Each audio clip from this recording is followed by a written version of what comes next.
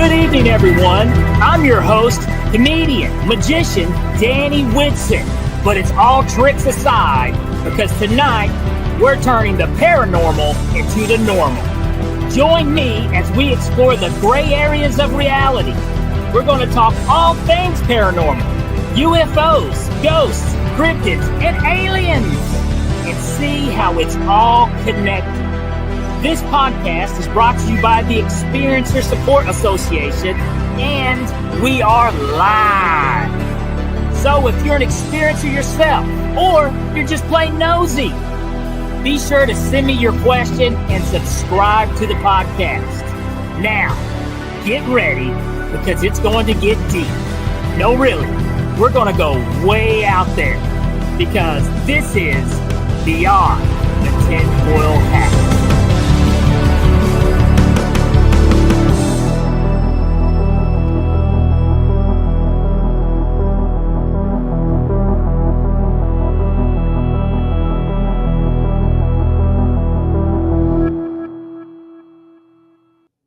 What's happening, my paranormal junkies? Welcome to Beyond the TinFoil Hat, and I'm your host, comedian magician Danny Whitson. We got a good show tonight for you guys. You don't want to miss it.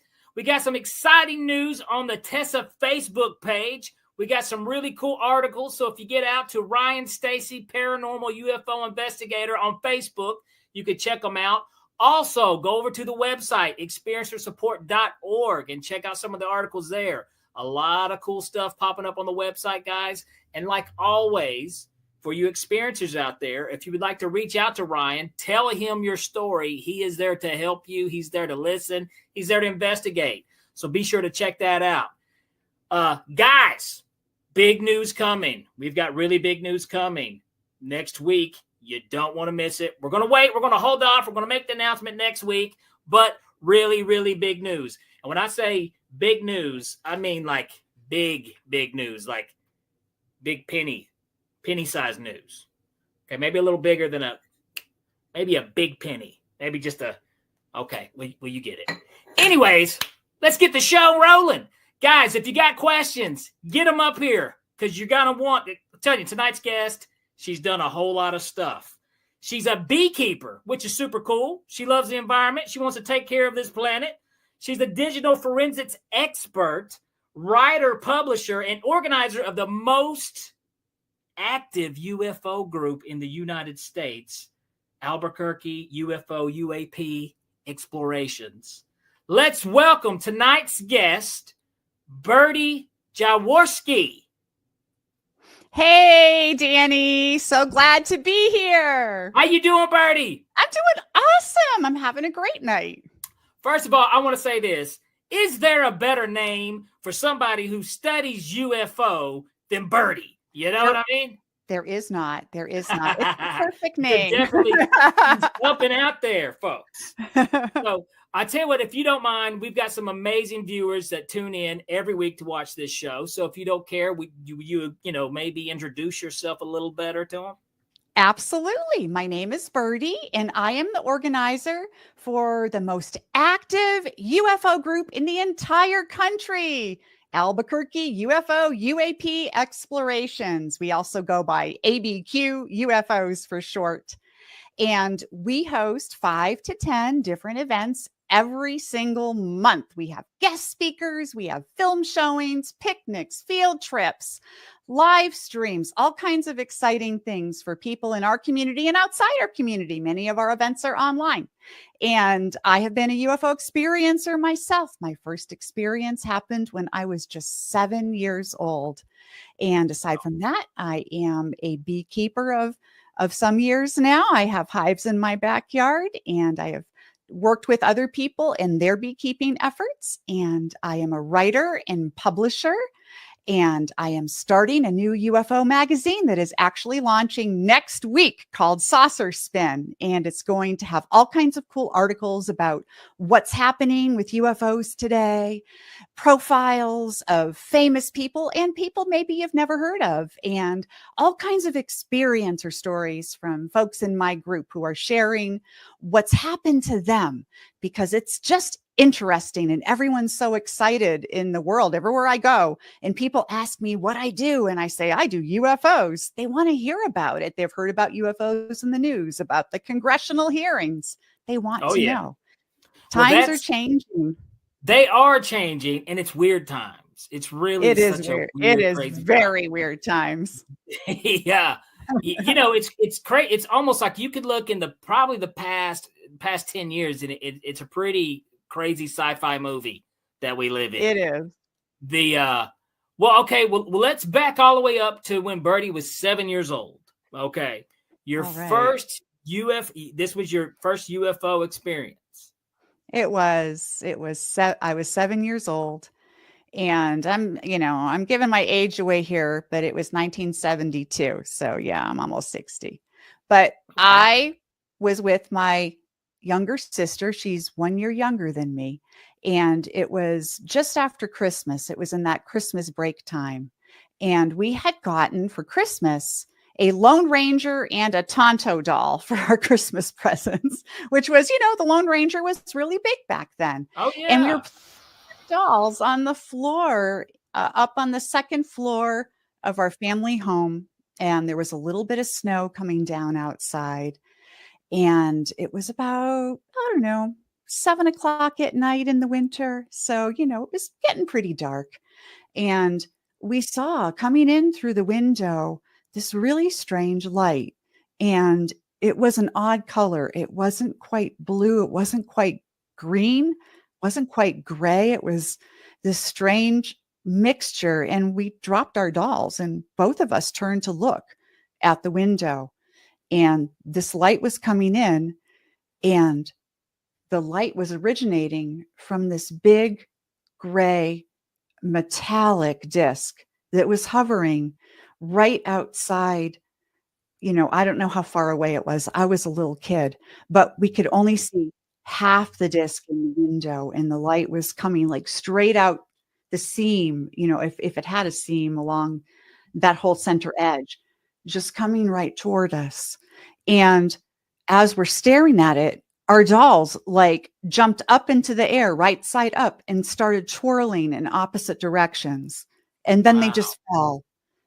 And that is the last thing that either one of us remember. And we've talked about it since then, but what I was 7 years old, I never heard of UFOs. I didn't know what a UFO was. I didn't know what it was in the morning. I told my mom, and she said, "Oh, you just had a bad dream." That's all it was. But your sister saw it too. My sister saw it, and we just called it the night the dolls danced, because we didn't have a frame of reference. And it wasn't until a few years later when I heard out about UFOs, and then I became absolutely obsessed, and I've been obsessed the rest of my life. Wow. So, Yeah. okay. This is something that I often wonder, especially when they have experiences at such a young age. Yes. There's that gap where you're a teenager and you're experiencing all that kind of life. Right.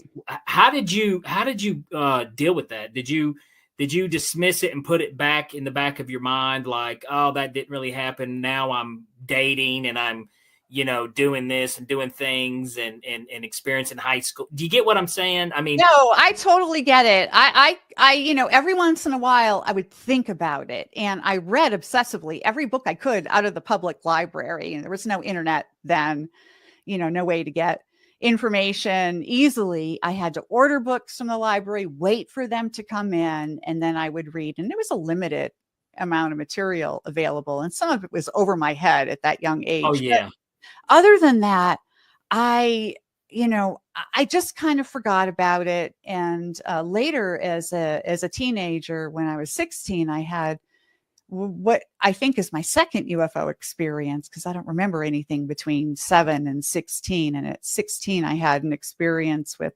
6 other girls my age at a sleepover. Wow. Yeah. And let me say before we get into that is, I had a paranormal experience whenever I was 12 years old. Yeah. And I remember, the way I dealt with it eventually, I just kind of put it back, right. put it on the back shelf. And and didn't come back to really dealing with it until I was an adult. But with you had another experience at 16 years old. Yes. So what happened there? It was a sleepover party, and weirdly enough, again, it was over Christmas vacation, and same town. And 6 of my girlfriends and I were at a girlfriend's house, and we were having a big slumber party. And this was, early 80s. And we were all hanging out playing, as teenage girls do, at least at that time, truth or dare. So, you'd be asked a question. And if you wanted to answer the question, you would just say truth and answer the question. And if you really didn't want to answer that question, you'd take the dare. And I did not want to answer the question asked of me. So I took the dare. And of course, my friend said, okay, you have to get naked and run around the whole yard singing the theme to the Love Boat. Of course. It's always that. It's always Love Boat and naked. Like that. Right. Love Boat and naked. So I took my clothes off and I started running around her backyard, and circling the back of her backyard were these beautiful pine trees. And as I'm running along the edge of the yard, singing at the top of my lungs, love amazing and true. Love Boat. Exactly. This big orange diamond started floating over the rim of trees, and I stopped. And the last thing I remember from that experience was thinking I could pick up this pine cone and chuck it at it and it would hit it. And the next morning, I don't remember what happened next. And the next morning we went to breakfast. Her dad was making pancakes, and all of our faces were red, as if we were sunburned. And her dad said, "What, were you guys into the makeup?" And at that point, I didn't even remember the UFO that had happened the night before. It was just not in my memory at all. We were just like, oh, no. That is, first of all, I'm sure the aliens are like, can you believe, what are the odds? A naked one running around the woods. I know. We got it right here. It's like fish jumping in the boat. Perfect pickings, right? I know. Yeah, you don't even have to disrobe me for the anal probe. I'm right there. There she is. Well, okay. Here is, first of all, we got to give a huge shout out to this viewer, Live Light. She's always here every week, consistent with some of the best questions of all time. Hey, Liv. We've got one here for you, Birdie. She says, hi, Birdie.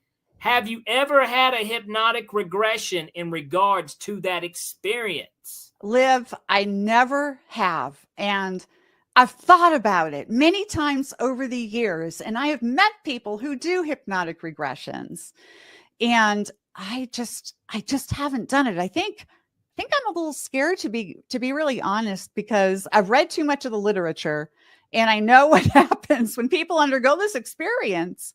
They may ultimately come on the other side and feel that what they experienced was spiritually enlightening in some way. They may feel that they have a greater cosmic connection to things, but they also remember the pokes and the prods and, the medical experimentation that is, maybe has been done. And I think I'm a little too scared to do it, to be honest. And so I never had it done. And I didn't even remember that second experience until a year later, during high school graduation. We had a big party afterward, the way you do. Everyone's out drinking in the woods, and my best friend was barfing in the bushes, and I was holding her hair back.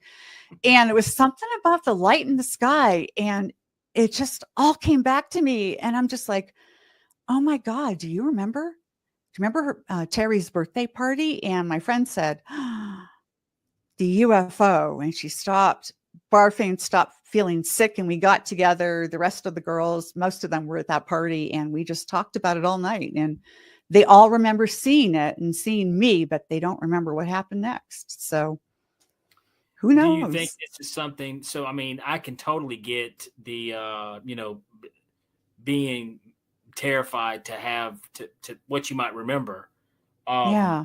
the who was it? Well, the Hills. Have you ever heard that? What they recorded with them, the first documented alien abduction.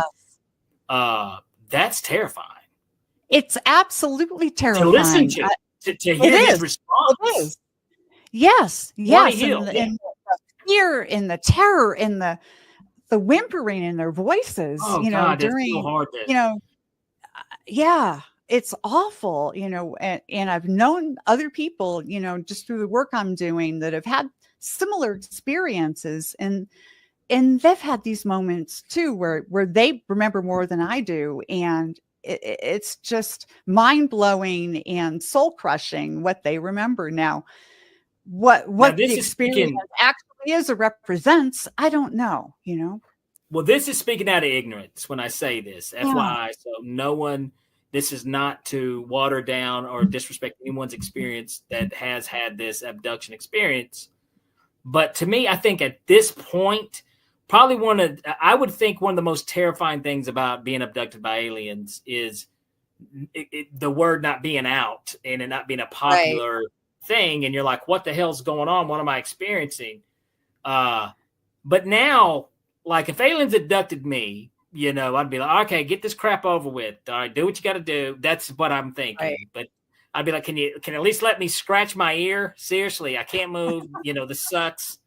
I don't know. I wonder if it still has the same fear as what it maybe did 30, 40, 50 years ago to people who had that experience, because now it's so well in it's in our culture.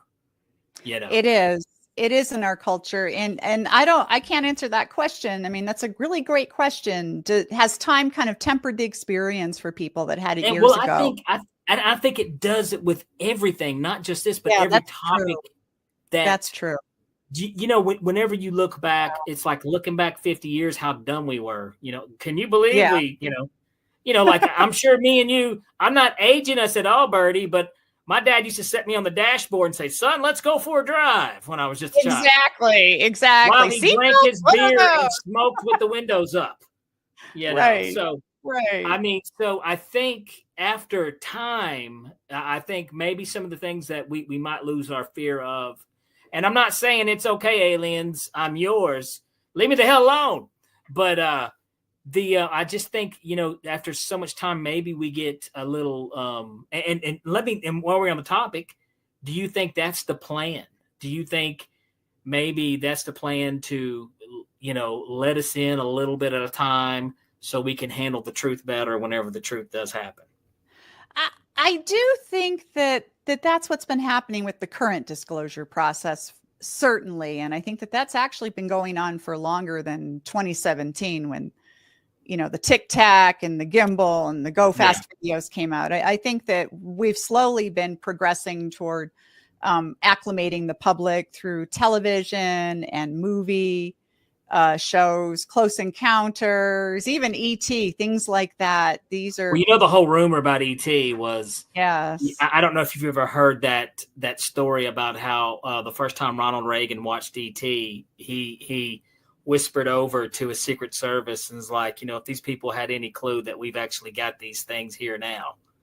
Yeah. And, I mean, you pick up on those little things. But I'm with you, 100%, Birdie. I think, I've always said that the best way, well, a magician will tell you, any magician in the world will tell you, the best way to hide the secret is to roll it in a big pile of bullshit.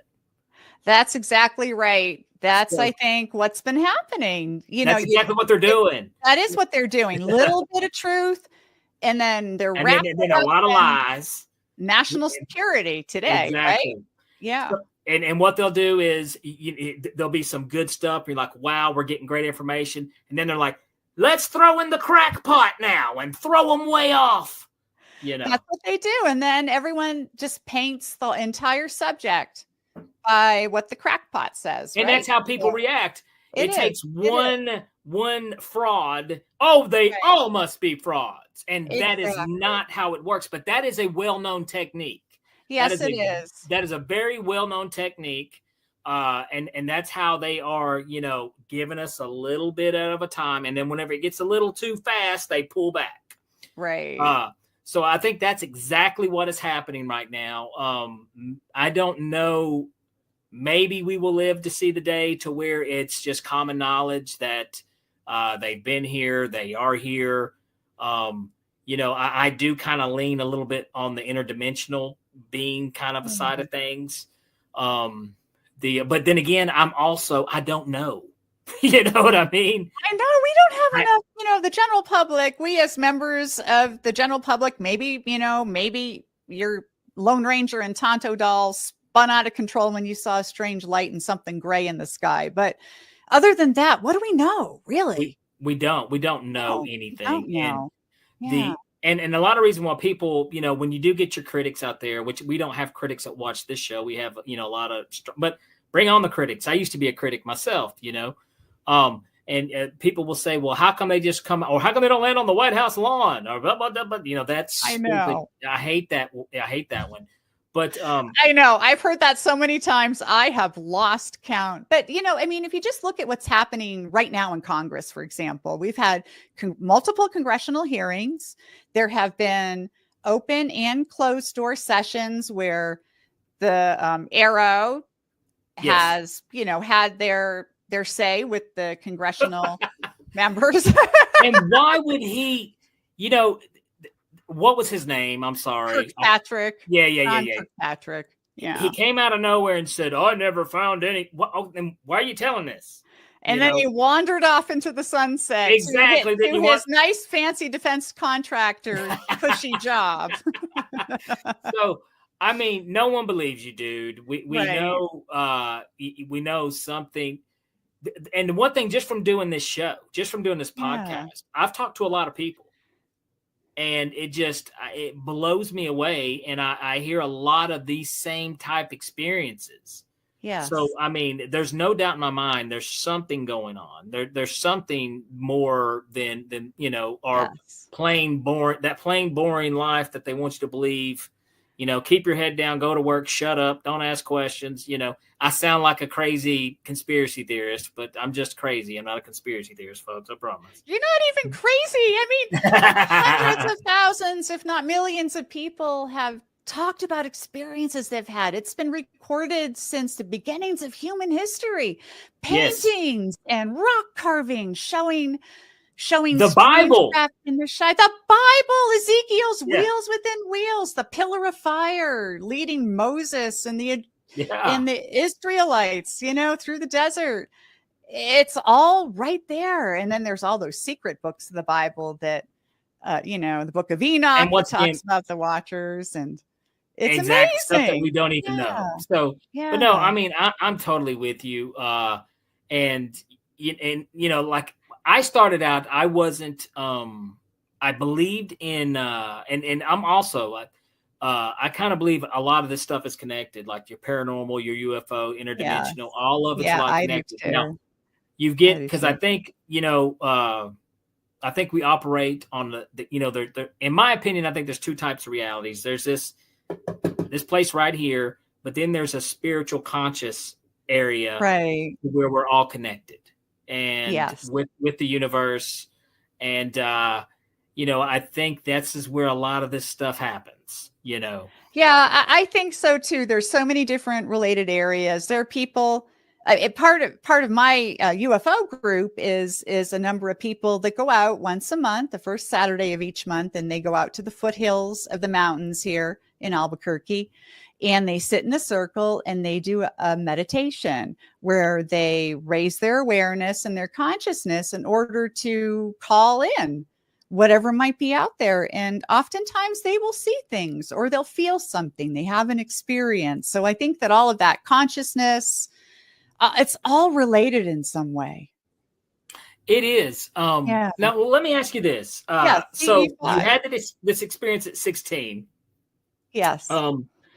So did you set out to like, I want to make a career out of this, or I want to make this kind of like my life mission? No. What happened for you next there, Birdie? Next, I got married, had kids, Eventually I went back to school, got my degree in digital forensics, worked in computer science, became a beekeeper, but I've always been super interested in this and have followed this really almost my entire adult life. I mean, there was a while at the very beginning, you're juggling little babies and, you don't have time for anything else. But when my kids got little older, then I started reading more and following more. And I started attending UFO conferences and talks. And, back then in the 80s, say, you had to go and, you'd save up your vacation money and your vacation time and you'd go somewhere and you'd go to a MUFON conference, for example, Mutual UFO Network, MUFON, and you would meet other people that were just like you, that had experiences, that were reading these things and excited. And then you'd go back home and, try to tell anyone else about it, family, friends, and they're just like, okay, you're a nut. It's kind of weird, It's kind of weird. I tell people the in the early days of starting out, doing comedy and magic, yeah, you would go to this town on Saturday and you would be a star of the show. And then Monday you're back, in your hometown and no one gives it, hey, exactly. So it's very awkward, but no, I totally get it. I always ask this, cause I always find this interesting about, people like us, whatever that means. But how did your family take you? Did your husband be like, so she believes in aliens? She's hot. I don't care. She believes in aliens. Okay. It's a two-way street.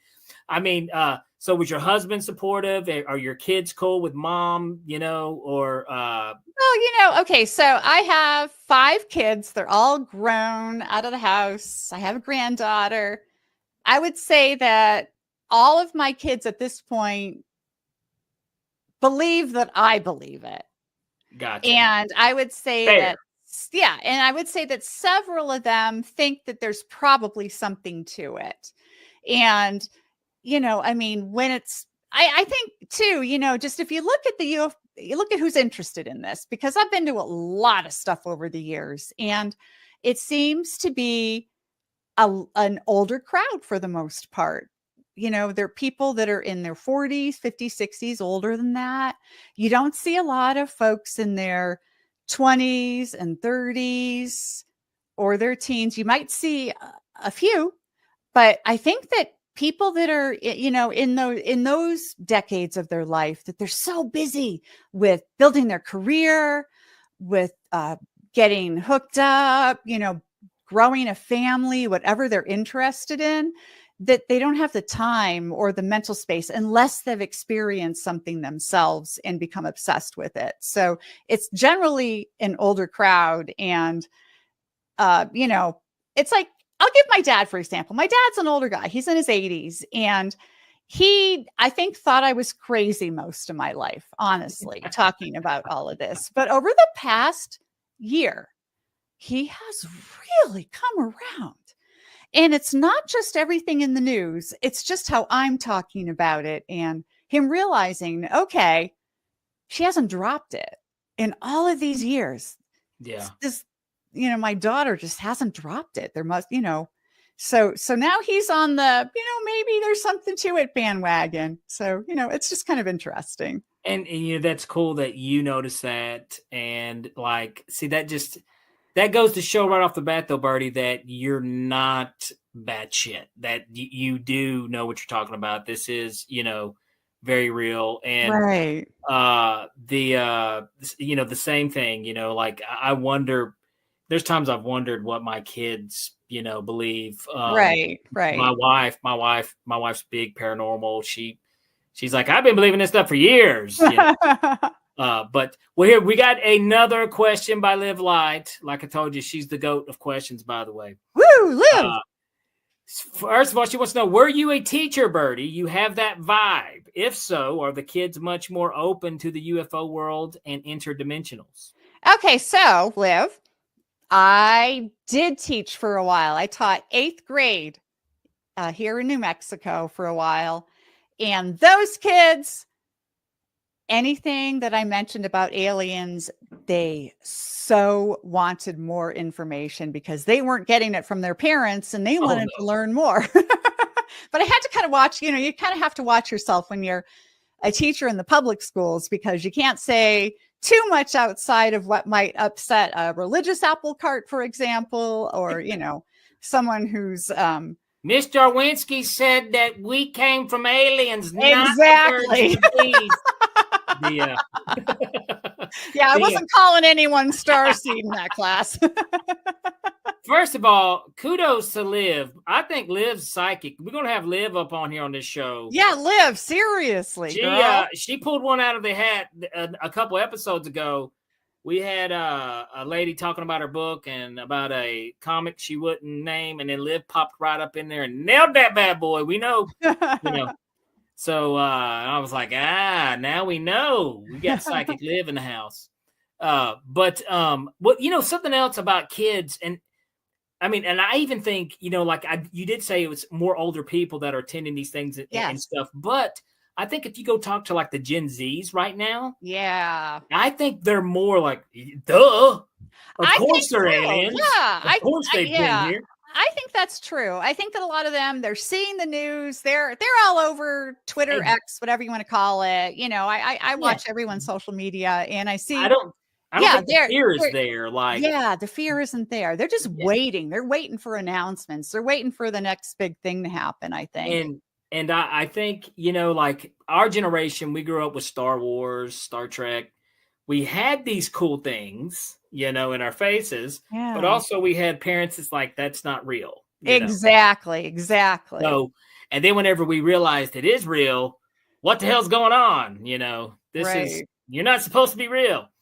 Well, okay. So many cool things. Now, so when did it happen to where you were like, I've got to organize this. Let's make this something bigger. The biggest UFO UAP, Well, this was just sort of out of the blue. I decided that I was tired of, I have friends who are beekeepers and other friends in my life, but there was nobody, another girlfriend I could talk to about UFOs. And so I thought I would like to meet some people. So I started a group at the beginning on meetup.com, which, where you can meet different people with different interests. I started a UFO group there.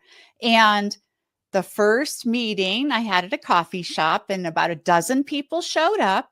And from there, it has been growing and growing like crazy. I can't get over it. Now we have so many members, and we have a website. We've got our own podcast going, and we have guest speakers. Some pretty well-known names out there too have spoken to our group, and everyone's so excited about just everything. And we've got members from all over the world, not just in Albuquerque anymore, because we're doing a lot of online events, online Zoom events where you can share your experiences. And people have a hunger. This need for community, I think, is super important in the UFO space because, so many of us have been marginalized or made fun of, or, there's a big stigma attached to it. You feel like you can't talk to anyone about it.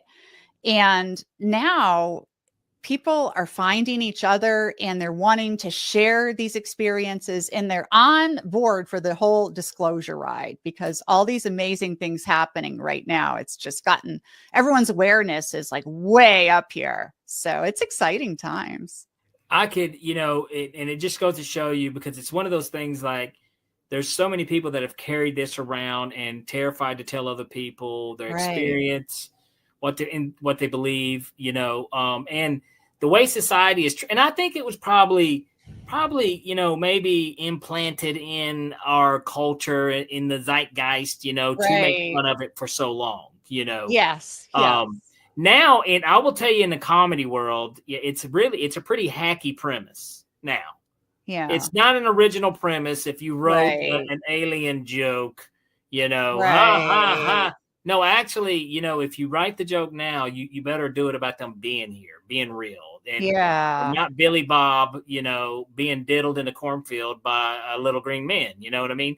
It's bigger than it's something that's really actually happening. But I Yes. mean, but that's kind of like, once again, we talked about a technique that is kind of used in society. You want to downplay something, you want to smash it with humor. It's silly. You'll be laughed at if you even talk about it. And but now that's not the case. Now that's probably one of the good things that the internet. I go back and forth with the internet all the time. Like, there's things I absolutely hate about the internet, but then there's really good things that it has done, and creating a sense of community and connection.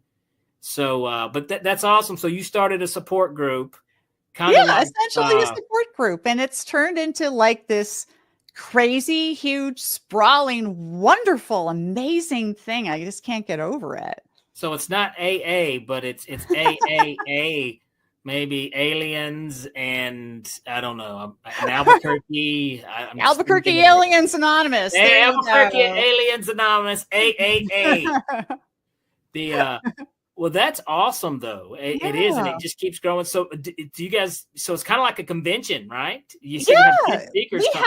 We have all kinds of crazy events. We just had a meetup at a coffee shop the other day. We had over 75 people totally take over this coffee shop. I mean, we filled it wall to wall. Everyone just hanging out, talking about UFOs, and these are just local Albuquerque folks.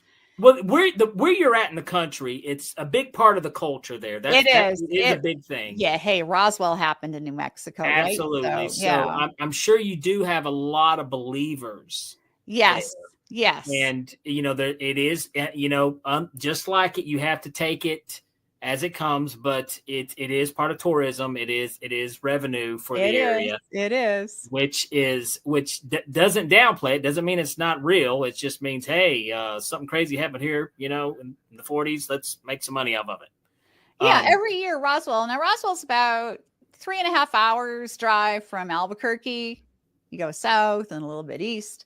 And every July, Roswell has a big UFO festival. And I go every single year, and I'll never miss it. It's so much fun. This year, it's the 5th through the 7th.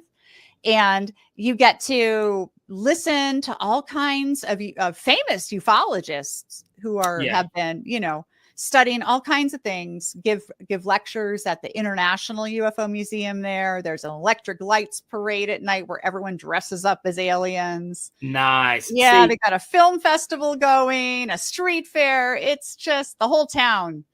This alien wonderland. We had an alien expo convention in Knoxville a few years back. Cool. And it was very fun. I will say this. I loved it. There was a lot of really Travis Walton was there speaking. Oh, yeah. I saw him, and but I'll be honest with you, Birdie. Whenever I attended that I think that was in 2017.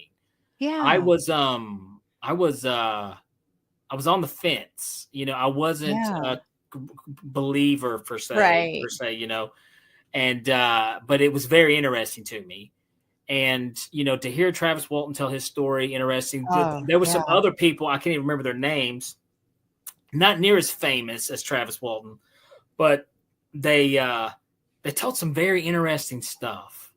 Yes. And one woman in particular who has passed away since she had a brain tumor and has passed away. Oh, I'm sorry. But she had a very interesting story she told, and I left there, the kind of seed was planted. And then there was this, I don't know this guy's name. Hell, we might have him on the show sometime, but boy, he was a pissed off astronaut. He was pissed.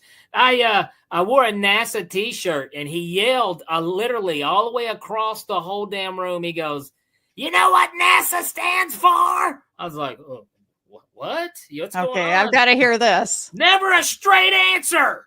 So I was like, all right, but so I bought his mug, and then I moved on with my life. But anyways, it was a very cool thing. And I wish they would do another one because, me, my wife, and my daughter, we went to it. And luckily my daughter is, I guess, she's used to having weird parents because we take her to all kinds of crap like this. And that's awesome. We got another question. All right. Here we go. From once again, at this point, I'm just going to have her come on the show and she'll be like, Liv, you got to join my group. We need you, honey. Yes. And Liv will do that. Liv will join your group. You would love to have her. Liv, let's see. She asks, do you have any Native Americans / indigenous peoples in your UFO group? If so, do you know what their take is on this evolving UFO, other universes community? Have you interviewed any shamans? Besides, well, I'm not a shaman, but I can do remember the thumb thing. So yeah, you're great at the thumb thing. Liv, that is truly an excellent question. I mean, living in New Mexico, we have, we're called a minority majority state, the only one in the United States, because most of the people who live here in New Mexico are of Hispanic origin or Native American origin. And we do have quite a few number of Native Americans in my UFO group. And I have been out on different reservations and different Native American pueblos and talked to people about UFOs and what they've seen and what their experience and how they place it in their world. And it is a different perspective. I think that most of the Native American cultures in New Mexico are very open to the whole UFO phenomenon because it's part of their entire life story. Some of them believe that they came from star people or that people from the stars had something to do with their origins or have guided them in some way.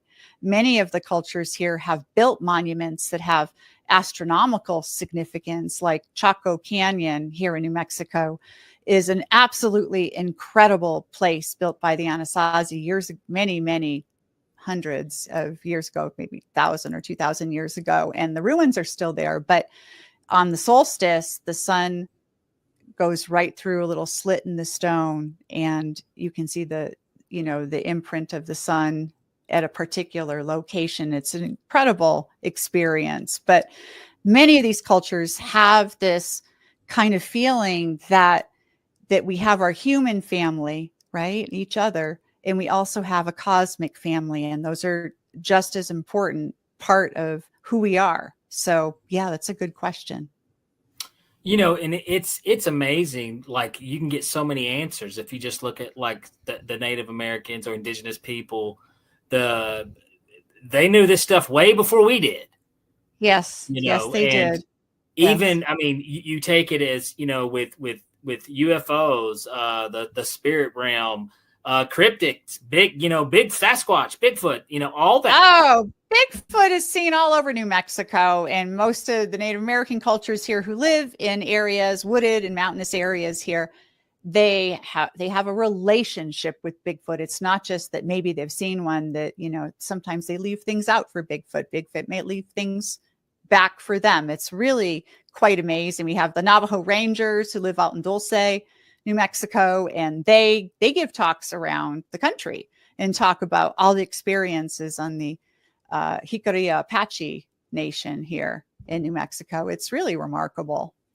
I mean, just with, that alone, I mean, it's impressive. You can't argue with it. That to me, that's plenty of proof. I tell you what, this is what I want to do. We got to jump over here to, we got to give shout out, let our sponsors pop in here. And as soon as we come back from the break though, Birdie, I want to ask you about this magazine. Talk about a little about this coming up. All right. Guys, hang around. Okay. We'll be right back here with Birdie Jaworski.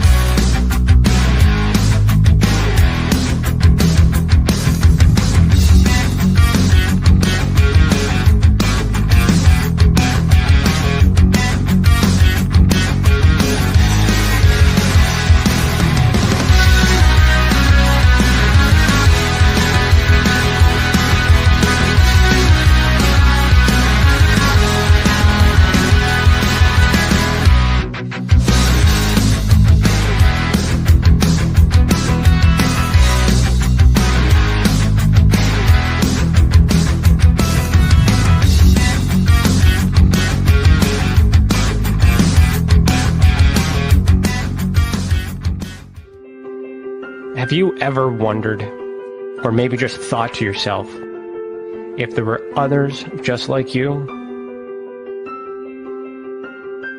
You know, people with extraordinary abilities, psychogenic advancement, and perhaps unique intuitions.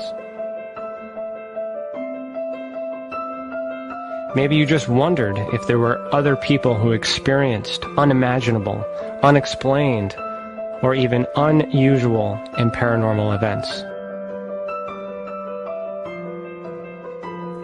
Are there people who have more questions, more fears than answers? Well, you're not alone. You've never been alone. We believe you. Sign up for EA today.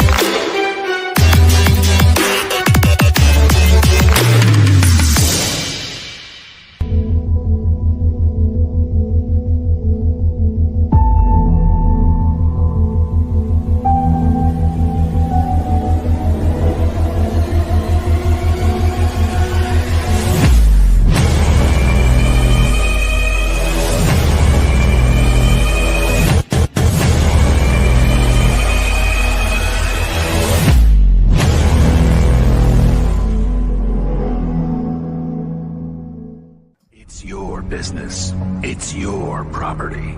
Your assets are worth protecting. Blacklight Investigative and Surveillance Services specializes in patrolling and inspecting residential or commercial property against fire, theft, vandalism, terrorism, and illegal activity. People and buildings are monitored to prevent crime. Keep your property, your people, and your assets safe from threat. Our elite staff are dual licensed private investigators and security guards. Blacklight Investigative and Surveillance Services. Go to blacklightiss.com.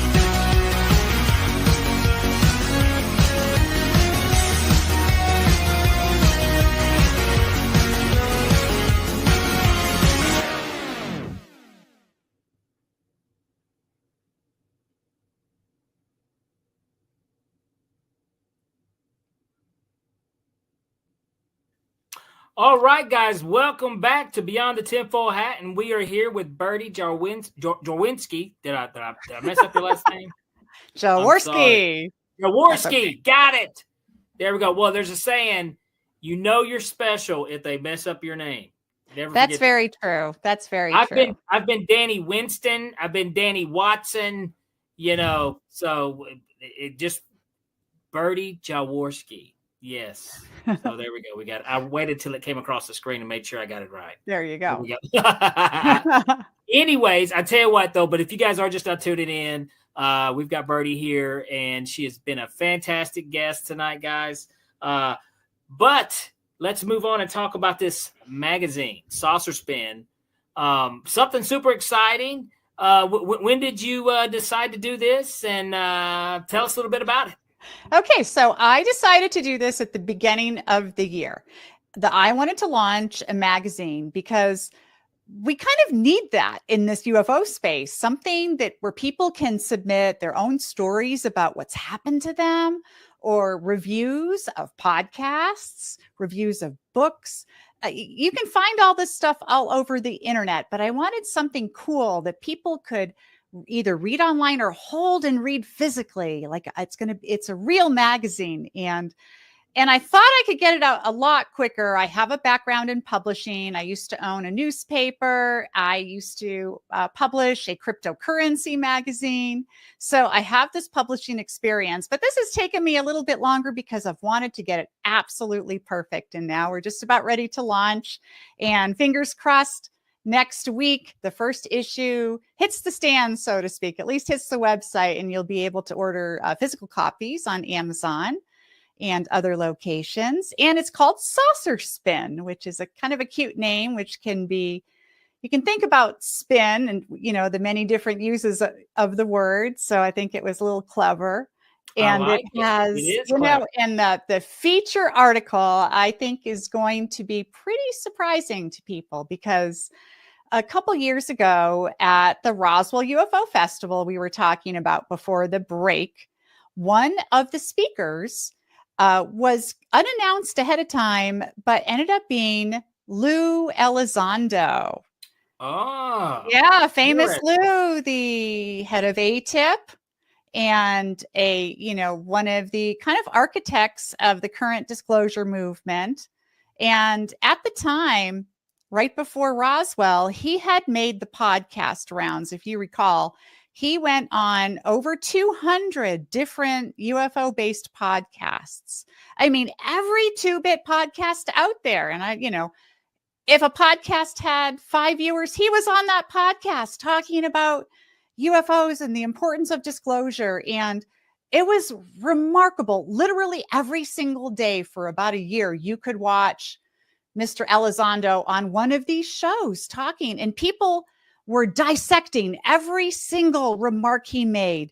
And it, kind of became almost the Church of Elizondo, right? Where people were evaluating every comment. He made cryptic comments like, well, when the truth comes out, it's going to be sobering and somber. And people would, all over Twitter and on Reddit would be dissecting these comments. And then he went to Roswell and he gave a lecture there, free lecture. And the room was not entirely full, because the people that come to the festival come to have a good time. They're not necessarily the hardcore UFO nuts, like myself. Yeah.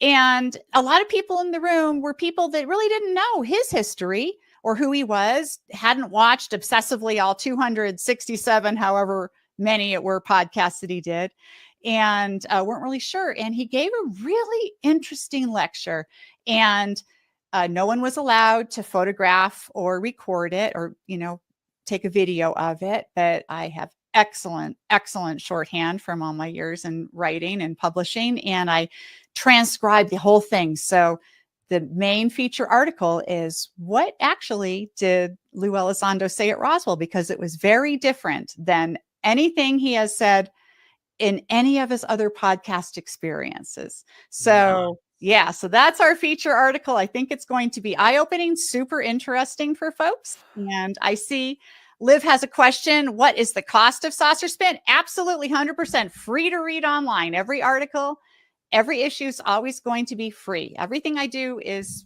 free, open to the public. And if you would like to buy a physical copy, they will be available on Amazon. And they'll be, it's not going to be that much money, Well, first of all, that's awesome. Yeah. And it's not buy my book. But we love that. We love that.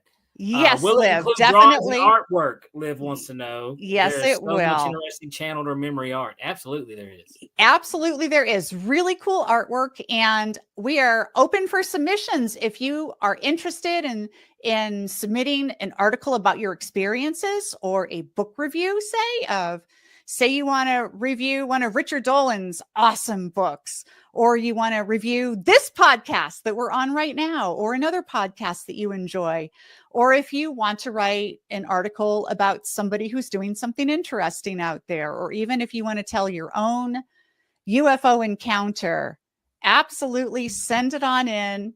And your article and your artwork, and send in artwork too. We are looking for absolutely everything, and we're hoping once we get it out there that it's going to be a bi-monthly magazine. It was originally going to be every month, but then I decided, you know what, that is a heck of a lot of work, so let's make it every other month, because it's taken me a while to get this first issue out. And then, but once the first of anything out there. It's like, you're a comedian, your first stand-up show that you ever did, it probably took like a gazillion hours to put together, right? Oh yeah, trust me. Yeah, Trust me, right. it's a lot of work. But then the subsequent ones, well, then you kind of knew what to do and it wasn't as much work. So that's kind of how I'm looking at this. Absolutely, Fingers absolutely. But I think this is a fantastic idea. You know, especially there's a lot of people on the experiencersupport.org webpage that submit articles. There's people neat members of part of TESA that submit. So I'm sure they would, you know, will be sending stuff your way. But I think this is awesome. This is awesome. And I love the way, something that I like to say here on Beyond the Tinfoil Hat is keep the paranormal normal. And this is what you're doing.